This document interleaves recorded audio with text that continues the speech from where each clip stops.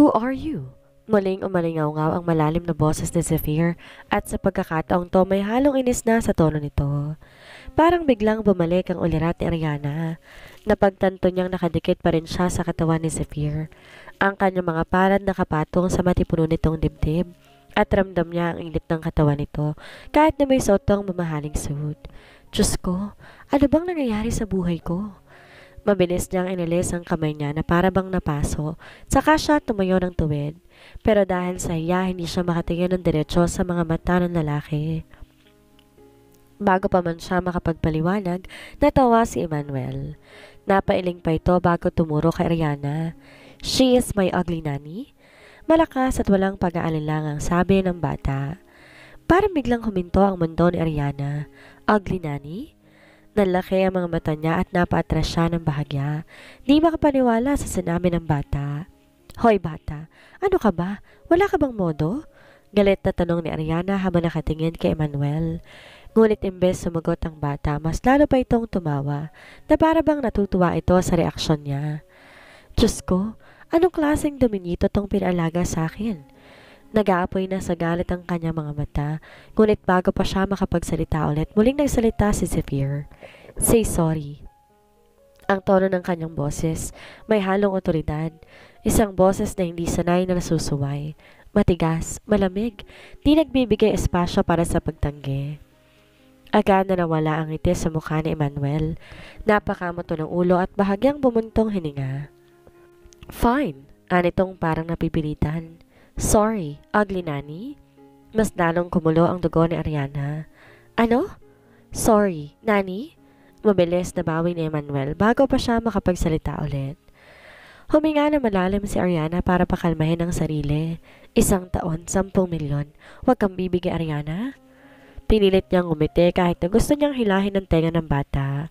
Okay, sige. Magkakasundo tayo bata pero tandaan mo, may limit ang pasensya ko. Napangisi si Emmanuel ngunit di na to sumagot.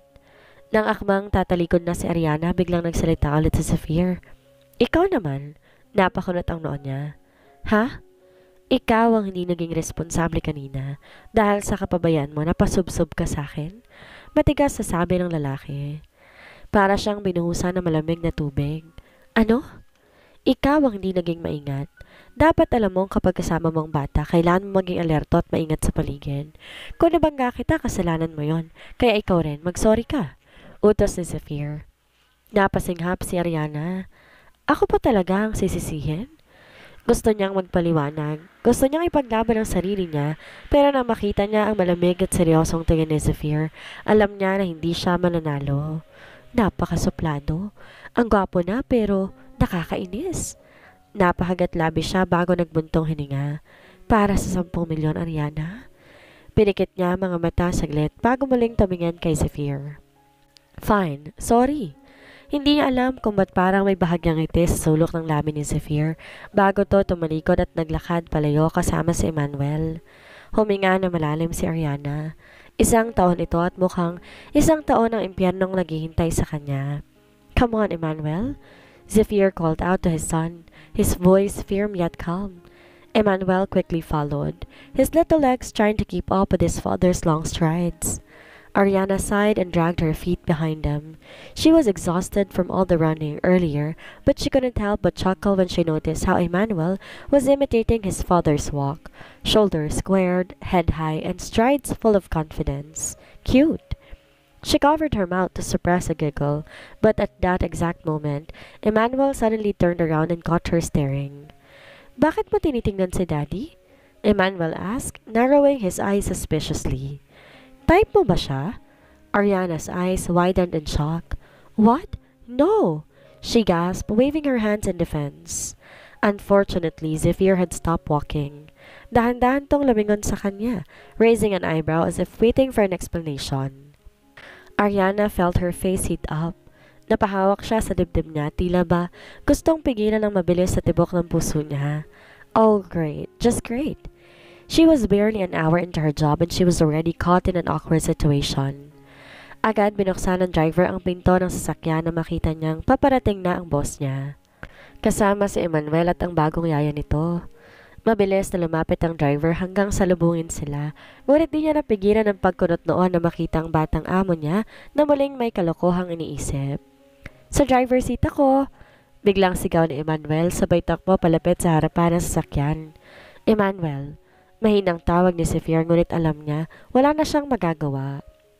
Walang nagawa si Zephyr kundi hayaan ang anak na makipagsiksikan sa driver at sumunod na lamang sa backseat. Napatingin siya kay Ariana na nag-aalangan pang pumasok sa loob ng sasakyan. Halatang hindi ito sanay sa ganitong setup. Are you getting in or not? Malamig na tanong ni Zephyr dahilan para mapabalikwa si Ariana at agad na sumakay sa tabi nito. Napalunok siya na maramdaman ang presensya ng lalaking katabi niya. Habang umaandar na ang sasakyan, biglang nagsalita si Emmanuel habang nakatingin sa kanya.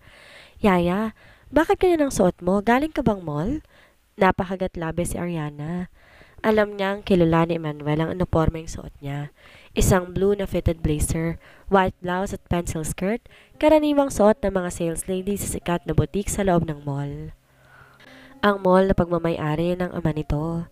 Napalingon si Zephyr sa kanya, tila ngayon lang napansin ang suot niya. You work at my mall? Tanong nito.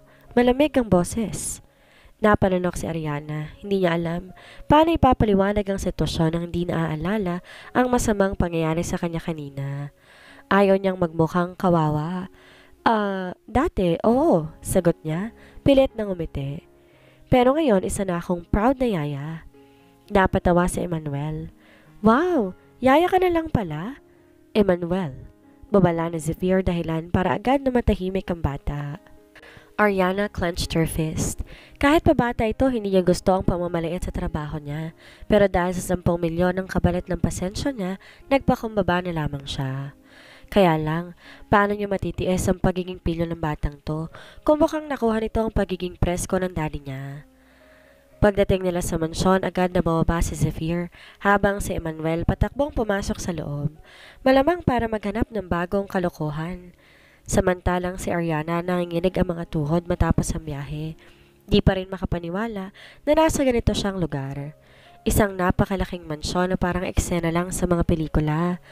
Pero bago pa siya makapagsimula sa pagkamangha, isang matigas na tinig ang pumukaw sa kanya. Ariana, sa opisina. Now! Napakurap si Ariana. Lumingon siya at nakita si Zephyr nakatayo sa may pintuan. Nakataas ang isang kilay at tila hinihintay ang kanyang reaksyon. She gulped. Ops, mukhang may interrogation na magaganap. Dahan-dahan siyang sumunod kay Zephyr papasok sa opisina nito. Pagkapasok niya, halos matulala siya sa laki ng silid. Moderno ang disenyo, puno ng libro ang isang silid. At isang malaking glass window ang nagbibigay ng tanawin sa buong estate. Pero ang pinaka nakakailang sa lahat ay ang presensya ng lalaking nasa harapan niya. Umupo si Zephyr sa swivel chair nito at saka siya tiningnan mula ulo hanggang paa. Parang ini-scan siya. Tell me, bakit ka natanggal sa trabaho? Diretsong tanong nito. Napakagat labi si Ariana. Hindi niya inaasahan na ito agad ang unang tanong. Nag-iwas siya ng tingin. Ayaw niyang pag-usapan yon dahil masakit pa rin sa kanya ang nangyari. Pero alam niyang hindi siya tatantaran ng lalaki hanggat hindi siya sumasagot. I was accused of something I didn't do? Sagot niya sa mahinang boses. Like what? Mas lalong tumalim ang tingin ni Zephyr. Of stealing? Halos 1 minuto ang katahimikan sa pagitan nila. Hindi niya alam kung bakit pero parang tumindi ang pressure sa silid. Did you? Tanong ni Zephyr, malamig ang tono. Napalunok si Ariana. Of course not. Agad niyang depensa. Nagtagalang tingin ni Zephyr sa kanya at para bang sinusuri kung nagsisinungaling siya. Napairap si Ariana. You know, nakaka-insulto yung tingin mo ha? Naiinis niyang sabi. If I were really a thief, I wouldn't be here taking care of your kid just for 10 million pesos. Zephyr raised an eyebrow. Just 10 million? Biglang nanlaki ang mata ni Zephyr. Wait, what? Napapitlag si Ariana. Ops, what do you mean just 10 million? Tanong ni Zephyr. Unti-unting sumisikip ang panga niya. What contract are you talking about? Biglang nag-inat ang pakiramdam ni Ariana. Parang gusto niyang tumakbo papalabas. Yung contract na pinirmahan ko bago umalis ang asawa mo. Mahina niyang sagot. Zephyr's jaw clenched. Anong nakasaad sa kontratang yan? Napanunok si Ariana bago sumagot. If I successfully take care of Emmanuel for 1 year, I will receive 10 million pesos? Isang mapanganib na katahimikan ang bumalot sa silid, at sa unang pagkakataon mula na magkita sila, kitang-kita niya ang matinding frustration sa mukha ni Zephyr. Ariana's POV. Nang makalabas kami ng opisina, agad akong nalapitan ni Manang Belen. Mukhang siyang tagapag-alaga ng buong mansyon. Miss Ariana, halika't ihahatid na kita sa kwarto mo. Magalang ang tono, pero di ko maiwasang maramdaman ang tensyon sa paligid. Parang may mga mata na nagbabantay sa bawat galaw ko. Habang naglalakad ako sa mahaba at mamahaling hallway ng mansyon, bumalik ang katinoan ko. Wala pa pala akong gamit. Paano mag-aalaga ako ng bata kung ni isang extra shirt wala ako rito? Manang Belen? Sabay lingon ko. Kailangan ko po muna umuwi saglit para kunin ang mga gamit ko. Tumango siya. Sabay sanyas kay Zephyr na nasa may gilid at kausap na isang staff. Nilingon ako ni Zephyr at agad lumapit. Bakit? Tanong niya. Malamig pa rin ang tono. Kailangan ko lang pong umuwi saglit. Wala pa po kasi akong gamit. Maingat kong paliwanag. Fine. Sagot niya pero bago pa ako makalakad palayo, narinig ko ang kasunod niyang utos na ikinabigla ko. Isama mo si Emmanuel? Parang napako ang mga paa ko. What? Isama si... Dahan-dahan akong lumingon pabalik sa kanya. Parang hindi ko narinig ang tamang sinasabi niya. Sir? Halos nauutal kong tanong. You heard me, Miss Ugly Nanny? Sabay kislot na isang sulok ng labi niya. Isama mo si Emmanuel. This will be a good time for you to start bonding. Bonding daw? Baka bonding sa emergency room ang ending namin. Kasi po baka mawala siya or don't let him out of your sight. Matalim ang tinging binigay niya sa akin. Tapos, biglang tumalikod at iniwan ako sa ere. Great. Just great. Di pa nga ako nakakabawi sa hiningal sa kakahabol sa kanya kanina. Ngayon may field trip pa pala kami ng munting Avenger na walang preno. Habang papunta ako sa silid para kunin ang konting gamit na inihanda ni Belen para sa akin, naririnig ko ng ingay mula sa sala. Si Emmanuel, nagpapanggap ng monster, hinahabol ang isang staff. Kailangan ko yatang magdasal na matindi para sa lakas, para sa pasensya. At higit sa lahat para hindi mawala ang batang to sa daan. 10 milyon, Ariana. 10 milyon. Uliting mantra. Huminga, smile, kahit fake. Let the survival training begin. Nakahanda na ako. Hawak ko ng malit kong bag at lumabas na sana ng mansyon nang biglang sumulpot si Emmanuel sa harapan ko. Nakapamewang, nakakunot ang noo at may bitbit pang malit na backpack na parang pupunta rin ng field trip. Yaya, sasama ako. Napakunot ang noo ko. Ha? Saan ka pupunta? Sa bahay ko? Tumango siya na matigas. Parang hindi po pwedeng questionin. Oo, baka kasi lumayas ka na at di ka na bumalik. Tapos ako na naman maghahanap ng bagong yaya. Napabuntong hininga ko. Aba at iniisip pala nitong tatakasan ko siya. Well, hindi ko siya masisisi. Kung ako rin siguro may ugali niya, baka 50 yaya na ang natroma. Hindi ako aalis, promise, saglit lang ako. Kukunin ko lang ang gamit ko sa bahay. May nahon kong paliwanag habang nakaluhod sa harapan niya. Pero umiling siya, buong tapang nang umiti. Sasama ako, tsaka para bonding natin, di ba? Sabi ni Daddy. Emmanuel, tinitigan ko siya. Pilit kong kinukumbinsi ang sarili na hindi ko siya iiwan sa gitna ng kali mamaya sakaling sumakit ng ulo ko sa kakulitan niya. Bigla siyang tumakbo papalayo, papunta kay Zephyr. Daddy! Napalingon ako agad. Nakatayo si Zephyr sa may gilid ng hallway. Kausap ang isa sa mga tauhan niya. Nang tinawag siya ni Emmanuel, agad siyang lumapit. Nakakunot agad ang noon niya nang marinig ang hinaing ng anak. What's going on now?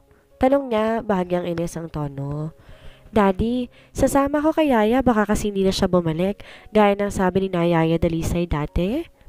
Tinignan ako ni Zephyr diretso sa mga mata ko, para bang sinusuri kung may balak akong tumakas. Are you really planning to run away? Tanong niya sa mababang boses, malamig at matalim. Napatras akong bahagya. No sir, I just need to grab my things from home. Hindi siya agad nagsalita.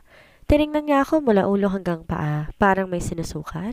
Tapos napatingin kay Emmanuel na buong tapang na ring nakatayo sa tabi ko. Parang bodyguard ko pa yata. Fine, maiksi niyang sagot. Driver will go with you, and Emmanuel too? Napadilat ako ng mata. Sir, sigurado po kayo, baka po. Do you want the job or not, Miss Natividad? Bam! Diretso! Walang pasikot-sikot, tumango na lang ako. Walang laban, walang choice. Kung may medali lang pagtitimpi, baka nanalo na ako ngayon. Yehey! Sigaw ni Emmanuel habang umiikot-ikot. Sayang-saya. Yaya, magre-ready na ako. Let's go! Adventure time! Habang tumatakbo siya paakyat para kunin ang backpack niya. Tiningnan ko si Zephyr. Don't lose him. Natalim niyang bilin saka tumalikod. Eto na nga. Hindi pa ako nagsisimula bilang yaya pakiramdam ko. Napasubo na kaagad ako sa Mission Impossible. Pero hello, 10 milyon to. Kaya kahit mawalan ako ng boses kakasaway sa batang to, go lang ng go. Bring it on, Emmanuel Luca. Game na ako. Habang nasa loob sila ng sasakyan, di mapakali si Emmanuel. Panay ang tanong sa driver kung malayo pa habang ako naman, pilit na iniintindi ang sarili kong kaba. Kahit papano, ibang klaseng kabado to. Ibang level talaga kapag kasama mong anak ng boss mong singtaray ng panahon ng bagyo. Pagkababa namin ng sasakyan sa harap ng bahay, agad na lumapad ang mata ni Emmanuel para nakakita ng Wonderland. Wow! Bulalas niya habang paikot-ikot sa mailiit naming bakuran na may mga tanim na gulay at makukulay na halaman.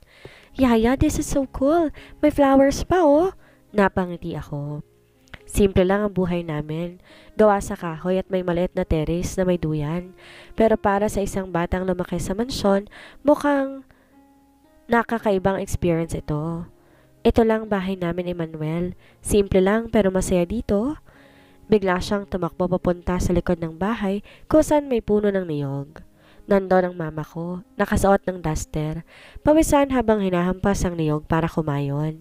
Mama! Sigaw ko sabay lapit. Lumingon si mama, napangiti at agad akong niyakap. Pero bago pa kami makapag-usap ng maayos, sumingit na agad ang malit kong alaga. Who is she? Tanong niya, sabay turo kay mama. Si mama ko yan, sagot ko. Nanay ko. Lumapit si Emmanuel, kunot ang noo habang tinitingnan ang ginagawa ni mama. What is she doing? Kinakayod niyang ng niyog, gagamitin sa pagluluto, paliwanag ko. Pero hindi ko inaasahan, biglang lumapit si Emmanuel sa tabi ni mama. Can I try? Huh? Sabay kaming napatitig ni mama. Gusto ko rin yan, I wanna do it. Please, yaya?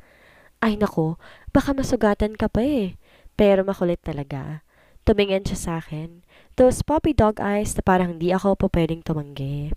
Please, I want to be like your mom. She's strong and cool.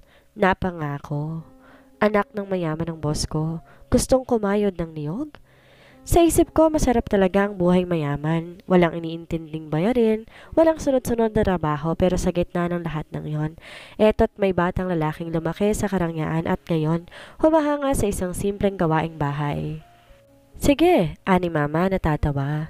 Subukan mo pero hawak ko yung kayod, ikaw, turo lang. At sa unang pagkakataon, nakita ko si Emmanuel na seryoso, masigasig at masaya habang parang apprentice sa tabi ng isang tunay na manggagawa, ang mama ko. Napangiti ako. Siguro nga hindi sa yaman na susukat ng saya, at siguro din may pag-asa pang batang to. Basta't may matibay na pasensya lang talaga ang yaya niya at ako yon. Diyos ko, tulungan niyo ko. Habang abala si Ariana sa pag-ayos ng kanyang mga gamit, sinisiksik ang ilan sa lumang backpack at ang iba ay nilalagay sa paper bag. Napalingon siya nang marinig ang tunog ng cellphone niya. Nagre-ring, si Zephyr. Napabuntong hininga muna siya bago sagutin. Halatang hindi sanay na tawagan ng boss sa gantong oras. Hello, sir? Sagot niya, medyo kinakabahan. Kamusta si Emmanuel? Agad na tanong ni Zephyr. Seryosong boses sa kabilang linya. Napatingin si Ariana sa labas ng bintana kung saan kitang-kita niya si Emmanuel na nakaupo sa isang bangko. Abalang-abala sa paggugupit ng papel gamit ang gunting na nakita niya sa lamesa kanina. Okay naman po siya, sir. Sagot niya. Medyo malikot lang. Ginugupit yata lahat ng papel na makikita niya. Pati yung resibo ng tindahan namin parang gusto pang gupitin. Tahimik saglit si Zephyr. Maya-maya'y narinig niyang huminga ito. May nasaktan ba siya? May nasira ba? Wala naman po, sir. Mabuti ngang curious siya. Kanina gusto pang kumain ng niyog kasama si mama pero di ko po kinayagan kasi baka masaktan siya. Narinig niyang parang napahinto si Zephyr sa kabilang linya. Kinayod? Niyog? Sa inyo? Opo sir. Natutuwa po siya sa paligid. Hindi siya sanay sa ganto, simple lang pero masaya. May saglit ng katahimikan, tapos narinig na lang niyang bumuntong hininga si Zephyr. Okay, bantayan mo lang siya ng maayos, Ariana. Huwag kang magkakamaling mawala siya sa paningin mo kahit isang segundo. He is important. Opo sir, hindi ko po siya pababayaan. Seryoso niyang tugon. Ramdam ang bigat ng responsibilidad. Good. Text me kapag nakauwi na kayo. Opo sir, salamat po sa pagtitiwala. Naputol ang tawag. Napatingin si Ariana kay Emmanuel na ngayon nagugupit ng karton at ginagawang korona sa ulo niya. Yaya, look! I'm the king of Neoglandia! Napangiti si Ariana habang umiiling. Sana lang hindi mawala ang korona mo kapag bumalik na tayo sa mansyon. Bulong niya sabay balik sa pag-iempake. Nang matapos na ni Ariana ang pag-ayos ng kanyang mga gamit, ay marahan niyang nilapag ang backpack sa tabi ng pintuan. Lumapit siya sa kanyang ina na abala pa rin sa pag-aasikaso sa lutong merienda. Nilupak at turon ay inihanda nito para sa kanila. Ma, aalis na po kami. Salamat po ulit sa merienda. Malungkot ngunit magalang na paalam ni Ariana habang niyayakap ang ina. Ingat kayo anak. Alagaan mong mabuti yung bata ha at sana maganang loob mo sa trabahong pinasok mo. Sagot ng ina habang pinipisil ang kamay ni Ariana. Ngunit bago pa siya makalakad palabas, biglang sumigaw si Emmanuel mula sa likod ng bahay. Yaya, may baby goat dito, ang cute! Can we stay a little longer? Nilingon siya ni Ariana, habang ang bata lumalakad paikot-ikot sa bakuran. Aliw na aliw sa mga tanawin. May tangkay pa to ng saging na parang espada habang sinusundan ng isang sisiw. Emmanuel, tara na. Gabi na, baka hanapin ka na ng daddy mo. Malumanay na tawag ni Ariana. Ngunit umiling si Emmanuel at umupo sa silong ng bahay. Ayoko pang umuwi. This place is fun. There's food, chicken, goat at si Lola mabait. Sabay kindat pa sa ina ni Ariana na napatawa na lang. Napabuntong hininga si Ariana. Lumapit siya kay Emmanuel at naupo sa tabi nito. Alam ko masaya ka dito pero hindi ka ba namimiss ng daddy mo? Saglit na natahimik si Emmanuel. Yumuko pero maya-maya ay sumagot. Pwede bang tumira na lang ako dito? Nagulat si Ariana sa tanong na yon. Nakita niyang tinilungkot sa mga mata ng bata kaya't dahan-dahan niyang hinaplos ang buhok nito. Hindi tayo pwedeng tumira dito, baby boy. Pero pwede tayong bumalik. Bibisitahin natin si Lola minsan, ha? Promise? Promise, ngumiti si Ariana. Tumayo na si Emmanuel pero bago pa makalayo, sinunggaban pa nito ang isang piraso ng turon at sabay kagat. Okay, fine, let's go. Pero next time gusto ko ng kalabaw ride. Napailing si Ariana habang ang ina hindi maalis ang ngiti sa labi. Tinapik ni Ariana si Emmanuel sa balikat, sabay silang naglakad pabalik sa sasakyan. Sa isip ni Ariana, ang hirap palang mag-alaga na isang batang madaling mahalin. Pero may ama siyang may sariling mundo. Kakayanin ko ba to? Nakasakay na sila sa sasakyan at sa unang mga minuto ng biyahe, tahimik lang si Ariana habang pinagmamasdan ng labas ng bintana. Hindi niya maikakailan na pagod siya sa pag-ayos ng gamit at sa paghabol sa bata buong araw. Pero higit sa lahat, nagsisimula ng kumulo ang kanyang tiyan. Napakagat labi siya, pilit nilulunok ang gutom. Wala pa siyang tanghalian at merienda lang ang kinain nila kanina. Tiningnan niya si Emmanuel na masayang nakatitig sa hawak itong laruan. Biglang napansin ni Emmanuel ang pagkilos ni Ariana at ang tahimik nitong paghawak sa tiyan. Kumunot ang noo ng bata. Yaya, are you hungry? Tanong nito na may pag-aalalang tono. Napahiya si Ariana at gumiti na lang ng pilit. Konti lang, okay lang ako. Pero hindi nagpaawat si Emmanuel. Tumagilid siya at sumigaw sa driver. Kuya Ramil, get the cookies in the compartment please. Yung chocolate ha? Napalingon si Ariana. Hala, hindi na kailangan Emmanuel. Nope, you're hungry. And when we travel, there's always cookies. That's the rule when I'm with mommy and daddy. Tumango pa ito na may kaangasang tono, parang batang boss. Napangiti si Kuya Ramil sa rearview mirror at agad binuksan ang compartment. Inabot niya isang maliit na box na may eleganteng packaging ng imported chocolate cookies. Ma'am, ito po, sabay abot sa kanya. Nag-aalangan pa si Ariana pero ngumiti si Emmanuel. Yaya, you need energy. You look like you're going to faint. Di na nakatanggi pa si Ariana. Binuksan niya ang box, kumuha ng isa, sabay kagat. Agad niyang naramdaman ang tamis at lambot ng cookies, parang natutunaw sa bibig. Sobrang sarap, bulong niya sa sarili. See? Told you! Sabat ni Emmanuel na kumagat na rin ang sarili niyang piraso. Next time I'll ask Daddy to bring more. Habang patuloy ang biyahe at puno-puno ng tahimik na musika sa sasakyan, napatingin si Ariana sa bata. Sa dami ng stress at kabang dinanas niya simula umaga, di niya inaasahang si Emmanuel pa ang magpapagaan ng pakiramdam niya. Maybe this job won't be so bad after all. Isip niya habang muling kumagat sa masarap na cookie.